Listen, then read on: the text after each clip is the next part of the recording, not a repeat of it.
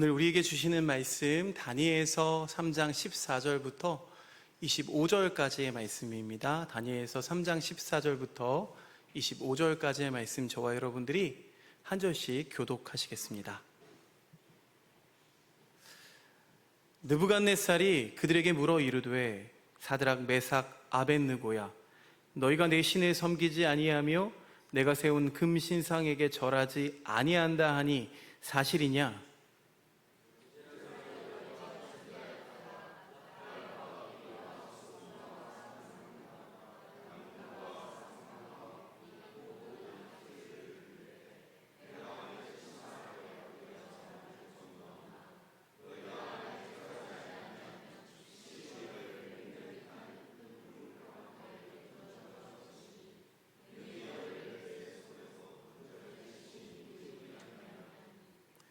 사드락과 메삭과 아벳느고가 왕에게 대답하여 이르되 느부갓네살이여 우리가 이 일에 대하여 왕에게 대답할 필요가 없나이다.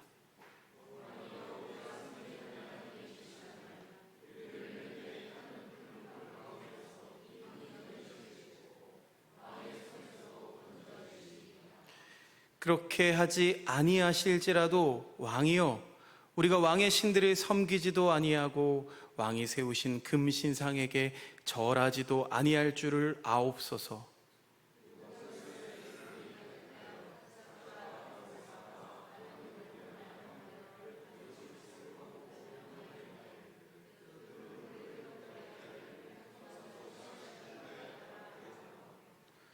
군대 중 용사 몇 사람에게 명령하여 사드락과 메삭과 아벳느고를 결박하여 극렬히 타는 풀무불 가운데에 던지라 하니라.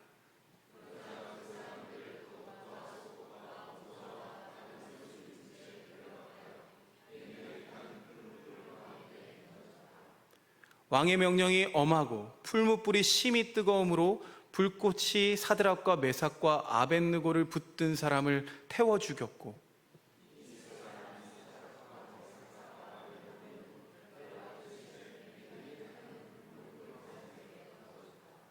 그때 느부갓네살 왕이 놀라 급히 일어나서 모사들에게 물어 이르되 우리가 결박하여 불 가운데에 던진 자는 세 사람이 아니었느냐 하니 그들이 왕에게 대답하여 이르되 왕이여 옳소이다 하더라.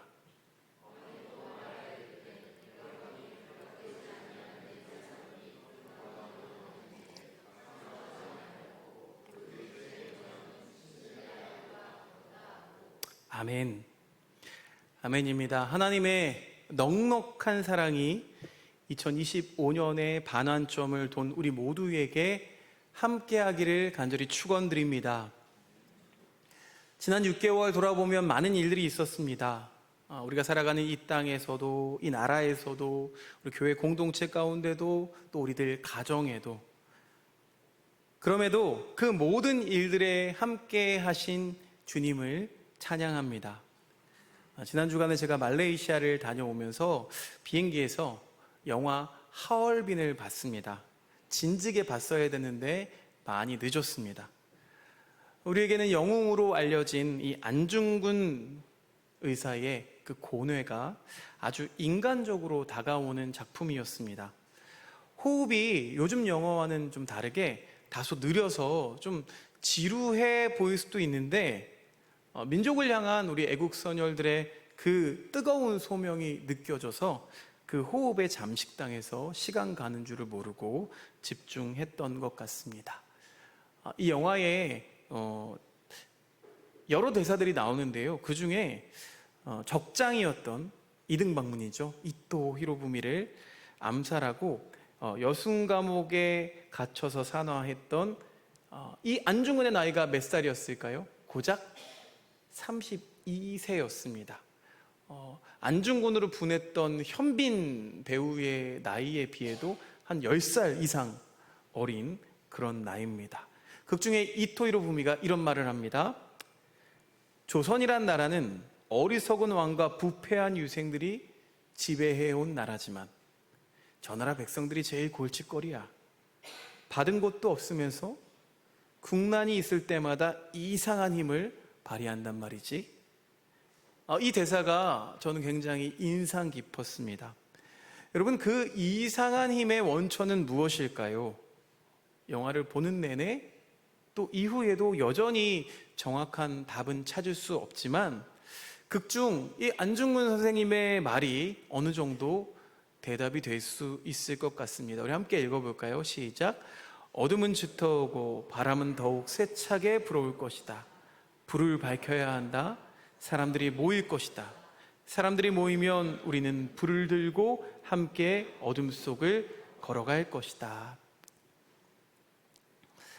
자, 오늘 말씀인 다니엘에서는요, 주전 2세기 중엽 유대 팔레스타인이 셀레우코스 왕조의 지배를 받던 시절에 기록되었습니다. 여러분, 셀레우코스 하면은 좀 생소하시죠? 그런데 마케도니아 출신이던 정보강 알렉산더, 우리가 알렉산더 대왕으로 많이 알려졌죠? 알렉산더 대왕은 여러분 모두 아실 거예요. 자, 이 알렉산더 대왕이 죽고 나서 나라가 넷으로 분할됩니다. 그 제국 중에 4개의 제국 중에 하나가 바로 이 셀레우코스입니다. 자, 이 무렵 이스라엘은 거듭되는 억압과 약탈로 인해서 지칠 대로 지쳐 있는 상태였습니다. 여러분, 우리나라 역사에도 비슷한 역사들이 많이 있지만 이스라엘이야말로 아시리아에 이어서 바빌로니아, 또 페르시아, 마케도니아 이런 이딴 제국들의 식민 지배를 겪었던 나라입니다. 그러니까 이 사람들이 얼마나 독립을, 자유를 그리워했겠습니까? 사람이 사람답게 사는 세상을 아주 미치도록 그리워했습니다. 그래서 이제 다니엘서에는요, 다니엘서 7장에는 네 짐승이 등장하는데요, 이 네 짐승이 바로 이 침략한 나라들, 이스라엘을 침략한 나라들을 의미합니다. 첫 번째는 사자가 등장하고 또 곰이 등장하고 표범이 등장하는데, 사자, 곰, 표범도 두려웠는데 이 네 번째 짐승은 이제껏 중에 최고다, 상상 그 이상이다 라고 말합니다. 다니엘서 7장 7절 말씀 같이 읽어보겠습니다. 시작. 넷째 짐승이 나왔다. 그것은 사납고 무섭게 생겼으며 힘이 아주 세었다.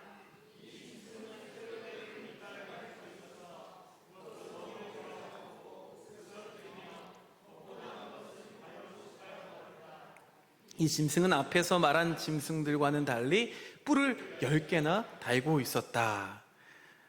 이게 이 마케도니아 부대를 암시하는 말입니다. 근데 문제는요, 이러한 무시무시한 고난이 과거형이 아니라는 거죠. 셀레우코스 왕조로 그 얼굴만 싹 바뀌었을 뿐 현재 진행형으로 이 고난이 계속되고 있었습니다. 특히 사진에 보이시는 것처럼 코가 날아가가지고 더 흉측하게 보이긴 하는데, 이 안티오코스 4세 에피파레스라는 지독한 독재자가 있었습니다.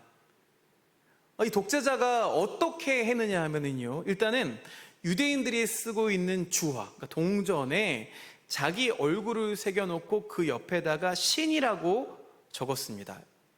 아무것도 아닌 것 같은데 여러분 생각해 보세요. 우리나라 10,000원권의 세종대왕이 있잖아요. 세종대왕을 지우고 도요토미 히데요시 얼굴을 그려놓고 거기다가 신 이렇게 적어놓으면 그 10,000원을 쓰고 싶으세요? 안 쓰고 싶으세요? 굉장히 기분이 나쁠 것 같죠? 모독입니다. 그리고 이 시대에는요, 이 에피파레스가 지배하던 시대에는 율법을 읽거나 소지하는 행위가 금지되었습니다. 성경책을 뺏어버린 거예요. 가지고 다니면 안 돼요. 자, 예루살렘 성전은 또 어떻게 됐을까요? 제우스 신전으로 바뀌었습니다. 또한 이 신전에 무엇을 갖다 바치느냐? 유대인들이 금기했던 돼지가 신전의 제물로 바쳐졌습니다. 더럽히는 거죠. 성전을 더럽히고 유대인들의 정신을 말살해서 다시는 일어서지 못하도록 짓밟기 위해 정책을 펴옵니다. 다니엘서의 컨텍스트는 바로 이런 어두운 시대, 그 어두운 시대를 위로하는 책이 다니엘서가 쓰여진 목적입니다. 비록 이 책의 배경은 바빌론 포로기를 배경으로 삼고 있지만 다니엘서를 읽는 독자들은 어디까지나 이 셀레우코스 왕조 치하의 식민지 백성들인 거죠. 이 다니엘서가 이 식민지 백성들에게 과거에도 이 바벨로니아 제국의 잔인한 횡포 속에서도 꿋꿋이 견뎌냈던 이 조상들의 이야기를 문학적 상상력을 가미해 풀어낸 겁니다. 그때 우리 조상들이 그랬던 것처럼 마음을 굳건히 다잡고 이 엄혹한 세월을 이겨냈던 것처럼 우리들도 겨울왕국에 갇혀서 얼어 죽지 말고 끝끝내 우리가 봄을 맞이하자면서 등을 토닥이는 말씀이 이 다니엘서 말씀입니다. 안중근 의사가 얘기했던 것처럼 어둠은 짙어오고 바람은 더욱 세차게 불어올 것이다. 그러나 불을 밝혀야 한다 라고 말했던 그 안중근 의사의 말과 있지 않습니까? 여러분, 오늘 그런 시대를 살아가는 우리를 다시 한번 토닥이는 그 소망의 이야기를 함께 이 시간 꺼내보고자 합니다. 자, 이 다니엘서는 다니엘과 세 친구들이 주요 등장인물입니다. 바빌로니아의 느부갓네살 왕이 예루살렘을 파멸시켰습니다. 예루살렘 성전 기물들을 다 약탈하고 그 이스라엘 백성들을 포로로 끌고 갔습니다. 포로로 끌고 갈 때 그냥 아무나 다 끌고 간 게 아니에요.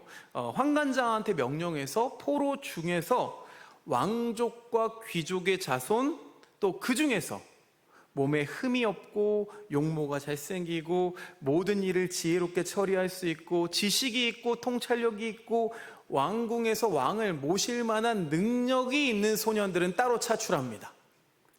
여러분은 그럼 따로 차출되셨을 것 같아요? 아니면 그냥 노예로 팔려갔을 것 같아요? 저는 노예로 팔려갔을 것 같아요. 아무튼 그 소년들을 데리고 와서 그들에게는 바벨로니아의 언어와 문학을 가르쳤습니다. 자, 이 소년들 틈에 누가 있었어요? 다니엘과 세 친구들이 있었다는 거죠. 자, 느부갓네살 왕이 포로로 끌려온 이 소년들에게 한 짓, 그 짓이 무엇입니까? 말하자면 국혼을 말살하는 겁니다. 겉으로는 시혜를 베푸는 것 같아요. 왕이 이들에게 배울 수 있는 기회를 제공하고 또 심지어 벼슬까지 주거든요. 그러나 그 속내에는 무엇이 있습니까? 이들의 정신을 세탁하려고 하는 거죠. 자, 그 증거가 있습니다. 그 증거가 뭐냐면 이름가리입니다. 이름가리. 자, 일제강점기에 우리나라에서도 이 비슷한 일이 벌어졌죠. 자, 창씨 계명과 똑같습니다. 그리하여 다니엘은 벨드사살로, 하나냐는 사드락으로, 또 미사엘은 메삭으로, 아사랴는 아벳느고로 각각 이름이 바뀌었습니다. 이전에 신실한 유대식 이름이 아니라 신실한 바빌론식 이름으로 불리게 되었습니다. 그런데요, 여러분, 이런 모욕을 겪으면서도 다니엘과 세 친구는 인간의 존엄과 명예를 포기하지 않았습니다. 환관장이 베풀어주는 왕의 음식 그리고 포도주를 일제 거부하고 채식과 물로 연명했습니다. 특권을 누릴 수 있었는데 특권을 누리는 대신에 자발적인 고난을 선택했다는 거예요. 자, 그러면서 공부는 또 얼마나 잘했는지, 잘 먹지도 못했는데 채식이 좋은가 봐요. 얼마나 공부를 잘했는지. 저는 이게 성령께서 우리에게 주시는 마음인 것 같아요. 성령님은 우리에게 무엇을 주십니까? 초능력 같은 게 아니죠. 우리에게 열심을 주십니다. 열심을 주셔서 이들이 공부를 얼마나 잘했는지 왕실의 교육이 끝날 즈음에는요, 이 바벨론의 문화와 학문에 아주 능통한 제목이 되어 있었습니다.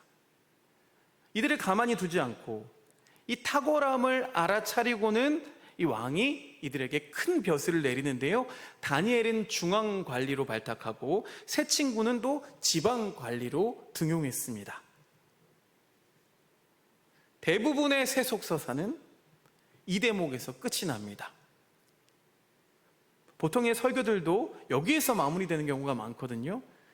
포로민이고 난민이고 이주민, 사회적 약자, 소수자 신분이 주류 사회에 진입해서 성공하는 서사. 신데렐라 판타지죠. 신데렐라 판타지로 마무리되는 이야기들이 참 많이 있습니다. 그래서 세상 속에서 영향력 있는 그리스도인들이 되라. 그 세상 속 영향력 있는 그리스도인의 대명사가 바로 이 다니엘과 새 친구라는데 여러분 동의하시리라 믿습니다. 그런데요, 성경의 서사는 그것과는 조금 다릅니다. 이제부터가 본론이 시작되는 거죠. 자, 드디어 갈등과 대립의 구도가 등장합니다. 그 계기가 된 게 이 느부갓네살이 세운 신상의 제막식입니다. 왕이 금으로 높이가 60자, 너비가 6자 되는 60규빗 또 6규빗 되는 신상을 만드는데요. 히브리어의 단위인 규빗은 수요 우리 기도에 열심히 참여하시는 분들은 잘 아시겠지만 이 규빗은요, 팔꿈치에서 가운데 손가락까지의 길이, 그래서 대략 45cm 정도가 되는데, 이렇게 계산해 보면, 이렇게 치환해 보면 이 신상은 높이가 무려 27m, 너비가 2.7m가 되는 어마어마한 신상입니다. 얼마나 크게 되는지 모르겠는데 그 속리산 법주사에 가면은 엄청 큰 그 불상이 있거든요. 그 정도로 예상하면 좋을 것 같아요. 그래서 산에 올려놓은 것도 아니에요. 제국이 넓은 평지가 있었는데 그 평지에 누구라도 다 보이는 곳에 그 거대한 금신상을 우뚝 세웠습니다. 아마도 그 형태는 바벨론의 수호신이었던 마르둑이거나 아니면 느부갓네살 왕의 얼굴이 새겨졌을지도 모르겠습니다. 어차피 포로로 끌려온 마당이니까 이렇게 금신상을 세우는 것은 뭐 어쩔 수 없겠지만, 문제는 이 제막식 날 왕이 함께 내린 수상한 명령이 문제입니다. 그 명령을 함께 해볼까요? 다니엘서 3장 4절에서 6절 말씀 같이 읽어보겠습니다. 시작. 민족과 언어가 다른 무 백성들은 들으시오.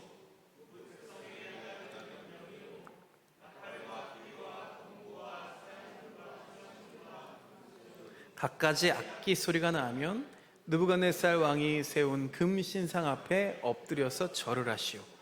누구든지 엎드려서 절을 하지 않는 사람은 그 즉시 불타는 화독 속에 던져 넣을 것이오.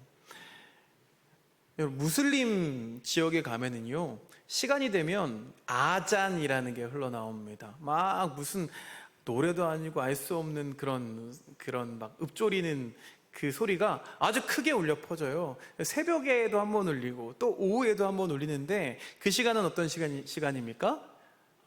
이슬람인들이 기도하는 시간이에요. 자, 기도하는 시간입니다. 기도하십시오 하면은 그 시간에 따로 시간을 내어서 또 기도하는 장소를 따로 마련해서 기도합니다. 이 기도의 열심은 참 우리가 배워야 되는 부분이기도 한 것 같아요. 그러나 이것은 우상이죠. 우상.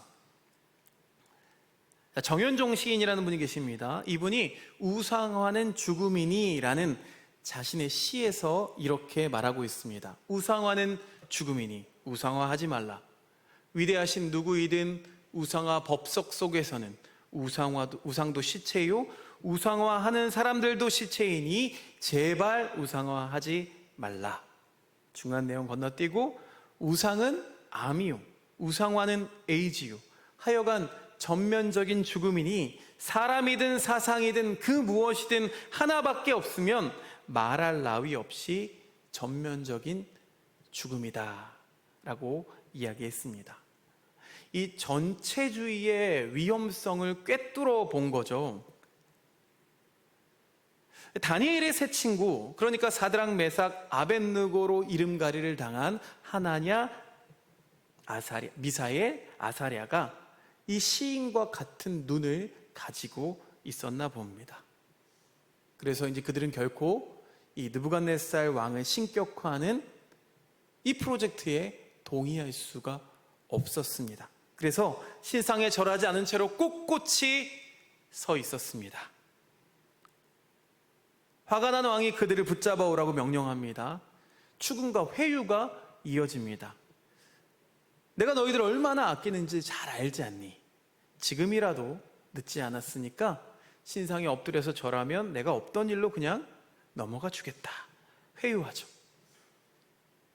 그럼에도 그들의 반응은 어떻습니까? 끄떡하지 않습니다. 3장 16절 말씀 읽어보겠습니다. 시작. 굽어 살펴주십시오. 이 일을 두고서는 우리가 임금님께 대답할 필요가 없는 줄 압니다. 임금님께 대답할 필요가 없습니다. 왕의 말을 싹둑 자르고 아주 당돌하게 대꾸하는 거예요. 그러면서 17절, 18절 말씀 이어서 읽어보겠습니다. 시작. 불 속에 던져져도 임금님, 우리를 지키시는 우리 하나님이 우리를 활활 타는 화덕 속에서 구해주시고 임금님의 손에서도 구해주실 것입니다. 비록 그렇게 되지 않더라도 우리는 임금님의 신들을 섬기지도 않고 임금님이 세우신 금신상에게 절을 하지도 않을 것입니다. 굽어 살펴주십시오. 여러분, 신앙이란 무엇입니까? 여러분이 생각하는 신앙은 무엇입니까? 신앙이란 하나님의 뜻에 자기를 내던지는 무한 신뢰의 다른 이름입니다. 죽이든지 살리든지 하나님께서 알아서 하시겠지. 그렇게 고백하며 그저 믿음으로 나아가는 것이 신앙입니다. 이 용기의 밑절미에는 불타는 화덕 속에 던져져서 내 뼈도 못 추리고 다 활활 불에 탈지라도 결코 국가 우상화에는 동조할 수 없다는 그 결연한 의지가 담겨 있습니다. 다니엘과 세 친구는 어떤 연유였는지 모르겠지만 포로로 끌려왔음에도 불구하고 단단한 인문정신 위에 아주 신앙의 기초를 든든히 세웠습니다. 여러분, 이런 신앙만이 이 신상에 맞설 수 있는 이 초능력을 뿜어낼 수가 있는 겁니다. 여러분, 예수 그리스도가 신적인 모습도 있지만 인간적인 모습이 있는데 우리가 너무 신적인 영역을 끌고 와서 인간적인 영역까지도 신적인 예수로 내세운다고 말씀드렸어요. 여러분, 이런 능력 우리에게 있습니까? 없습니까? 있는 줄로 믿습니다. 여러분, 세상의 것들, 그 신상은 유한하지만 여러분, 신앙은 무한하기 때문에 이 모든 것이 가능한 일인 줄로 믿습니다. 왕이 그 모습을 보고 잔뜩 화가 났습니다. 어떻게 반응하나요? 3장 19절 말씀 읽어보겠습니다. 3장 19절 시작. 느부갓네살 왕은 잔뜩 화가 나서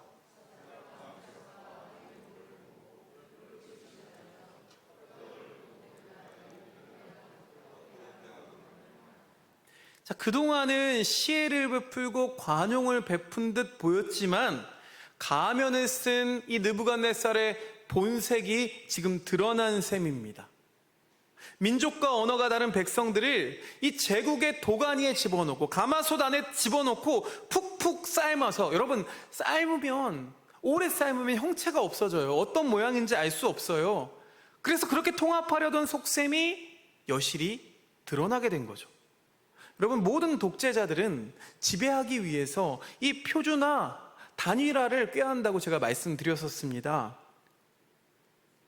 이 다니엘의 세 친구가 결박당한 채로 맹렬히 타는 그 화덕 속에 던져집니다. 이게 어찌나 뜨겁던지 그들을 붙들어 던진 군인들, 이 군인들은 옷을 더 입었어요. 더 입고 더 자기를 보호하기 위해서 몸을 챙겼는데 그 군인들마저 화염에 타 죽을 정도였다고 합니다. 그런데 대체 이게 무슨 일일까요?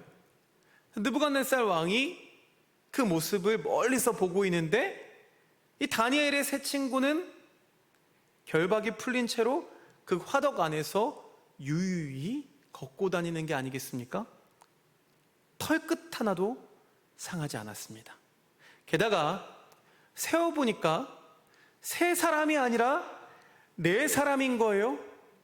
뭐라고 고백하냐면 더욱이 넷째 사람의 모습은 신의 아들과 같다 라는 이 신앙 고백에 가까운 발언이 다름이 아닌 이 느부갓네살 왕의 입에서 흘러나옵니다. 여러분 생각해 보세요. 자, 이 부분을 우리가 쭉 줄거리를 읽어가면서 이 부분을 읽던 다니엘서의 독자들이 어떻게 반응했을까요? 통쾌하죠. 유쾌합니다. 배를 잡고 웃었을 겁니다. 여러분 얼마나 통쾌한 반전입니까? 이런 반전이 우리 삶 속에서도 일어나기를 간절히 축원드립니다. 아멘이십니까? 이렇게 지독한 박해와 고난 속에서도 하나님이 우리와 함께 하신다는 믿음, 그 믿음이 이 다니엘서를 낳았다는 겁니다. 여러분 그러면 지금 우리들이 살고 있는 시대는 좀 다른가요? 어떤가요? 물론 식민 지배를 당하고 있는 것도 아니고요. 먹고 살 만큼 충분히 누리고 있으니까 충분히 다르다고 할 만합니다. 그런데 조금만 영의 눈으로 바라보면 이야기가 달라집니다. 특히 우리 부모 세대들은 참 염려가 많습니다. 염려합니다. 왜 그럴까요? 우리 지금 자녀들이 살아가는 세상이 마치 이 느부갓네살 왕이 소나기에 있는 것 같기 때문입니다. 그렇게 보이기 때문입니다. 여러분 그러면 믿음의 반대말은 뭘까요? 여러분에게 질문합니다. 믿음의 반대말은 무엇일까요? 불신이요? 아닙니다. 믿음의 반대말은 염려입니다. 왜 염려할까요? 왜 우리들은 염려할까요? 혹시 그 염려라는 것이 이 느부갓네살 왕 같은 권력과 멀어져 살다가는, 동떨어져 살다가는 모두 다 놓칠 것 같다는 그런 염려 때문 아닙니까? 그래서 우리 자녀들을 몰아세우는 것 아닙니까? 입으로는 세상에서 영향력 있는 그리스도인이 되라고 말하지만 정작 염려하느라고 포기하지 못하게 만드는 것, 그것이 우리들의 모습 아닙니까? 그렇게 권력에 기생하고 그들을 우상화해주는 대가로 세상 복락을 누리려는 그 욕망 덩어리들이 여전히 세상에는 많습니다. 그것이 또한 우리들의 모습입니다. 그러나 다니엘과 세 친구는 다릅니다. 기꺼이 그들과 다른 자리에 머뭅니다. 그 맹렬히 불타는 화덕 속에서 그들이 무엇을 말했을까요? 그 불 가운데 함께 하시는 그 하나님을 영접하면서 찬양할 수밖에 없었을 겁니다. 여러분, 불 가운데 들어가야 하나님을 만날 수가 있다는 거예요. 한번 과거를 생각해 보실까요? 저를 포함해서 여러분, 우리 어른 세대들은 주님을 위해 살겠다는 고백을 한 번쯤은 해본 분들이 많습니다. 수련회에서든 아니면 어떤 신앙의 행사들을 통해서 부흥회에서 주님을 위해 살 수 있는 사람 손 들어 보십시오 라고 하면 손을 들고 내가 주님 위해 살겠습니다 라고 고백했던 그런 모습들이 있었습니다. 그러나 그 뜨거운 고백들이 이제 예전의 고백이 되어버린 건 아닌지 돌아보게 됩니다. 선교제에 나가보면 참 뜨거운 분들을 많이 만나게 되는데요, 제가 그분들을 보면서 뜨겁다고 느껴지는 건 그들이 하는 사역이 열정적일 뿐만 아니라 참 성령 충만한 사람들이라는 거예요. 자신이 불이익당할 것을 알면서도 앞이 보이지 않는 결과 속에서도 그 삶을 내던집니다. 적당히 타협하고 적당히 세상 권세에 굴복하는 제 모습이 참 부끄러워 뜨거워집니다. 무엇이 그들을 그렇게 살 수 있게 합니까? 무엇이 우리 애국 선열들을 그 뜨거움에 불타게 했습니까? 그들 안에 뜨거운 불, 그 불이 있었기 때문에 불 속에 들어가는 것을 마다 않게 했던 겁니다. 사랑하는 여러분, 이제 우리가 그 뜨거움을 되찾아야 할 줄로 믿습니다. 보통의 교회들은 7월 첫째 주일을 맥추감사절로 지킵니다. 맥추감사절, 사실 우리나라는 보리를 추수하지 않기 때문에 관련이 없죠. 그러나 남은 한 해의 절반을 주님께 올려드립니다 라는 고백을 가지고 주님께 헌신하는 그런 절기로 보냅니다. 그러나 우리 교회는 다르죠. 그렇지만 올해는 조금 타이틀을 붙였습니다. 여름이 되었습니다. 교회는요, 이 교회학교 여름 행사에 보다 집중하려고 합니다. 여러분 함께 기도해 주십시오. 무엇보다도 기도하는 우리 어른들이 먼저 뜨거워지기를 소망합니다. 그리고 우리 자녀들을 위해서 기도해 주십시오. 더 이상 아빠, 엄마의 하나님이 아니라 나의 하나님으로 우리 자녀들이 고백되어지는 시간이 되기를 소망합니다. 그래서 다니엘의 세 친구가 있었던 자리, 그 자리로 뛰어들 수 있는 그런 주님의 자녀들이 되기를 소망합니다. 여러분, 세상에서 가장 복된 자리는 어디입니까? 인기 있는 자리입니까? 명예로운 자리입니까? 권세 있는 자리입니까? 아니요. 우리 주님이 함께 하시는 자리가 가장 복된 자리임을 믿습니다. 우리 삶을 불 속에 던질 수 있는, 폭풍 속에 던질 수 있는 그런 귀한 삶이 되시기를 주님의 이름으로 축원드립니다. 고마우신 하나님 감사합니다. 다니엘의 세 친구의 그 결단을 보면서 우리는 다시 한번 우리의 과거를 돌이켜봅니다. 뜨거웠던 그 지난 날을 돌이켜봅니다. 우리 마음엔 염려가 있습니다. 염려로 포장된 불신이죠. 겉으로는 많은 것을 베푸는 척하고 속내에는 그 민족혼을 말살하려고 했던 그 느부갓네살과 다를 바 없습니다. 겉으로는 주님을 섬긴다고 하고 그 속내로는 얻을 것만 구했던 우리의 모습을 회개합니다.